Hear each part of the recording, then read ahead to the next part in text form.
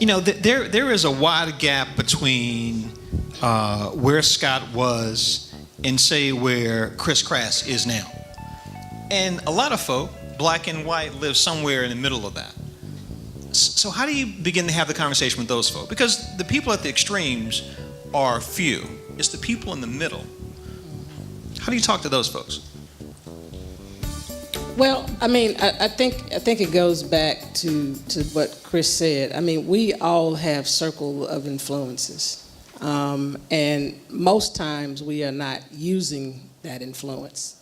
Most of us are quiet and withdrawn, and it's time for us to be more courageous. This is why we're having this dialogue, is to kind of stimulate that and show people that ordinary people can have an influence. For this gentleman to do what he's done and really destroy the presence of an organ, because you're talking about systems now and organizations that have had centuries of existence, at least a century or so of existence, to see that disappear in the state of Maryland is incredible. He's just an ordinary gentleman with a gift of music and other things. And everybody in this audience can make the same kind of difference. We talk about where the problems are, but I think we like fussing about them more.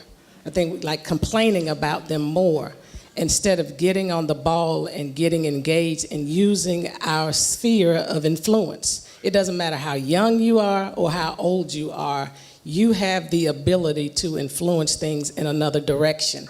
And we can't just keep this divisiveness going, And so for me, it's the middle is gonna take those who, have, like Chris said, that awakening. It's him, with his sphere of influence. It's me and my sphere of influence. And it's being intentional. I think we have to keep stressing that. This has to be done on purpose. It's not just and it has to be done consistently. My problem is we do it and disappear. And then it may be another year or so. And evil works overtime. In fact, Daddy said the children of darkness are often more zealous and determined than the children of light. So children of light, we got to get on the ball and be more zealous and be more determined and intentional. And I just wanted to share this. A young lady who was volunteering with us, Danette Glass, she was shopping somewhere in Atlanta in the midst of all of this planning, and ended up in a conversation with a young lady in line who was an avid Trump supporter. And they just sparked up a conversation, and she took the time to listen, and they exchanged, and now they're talking about talking some more.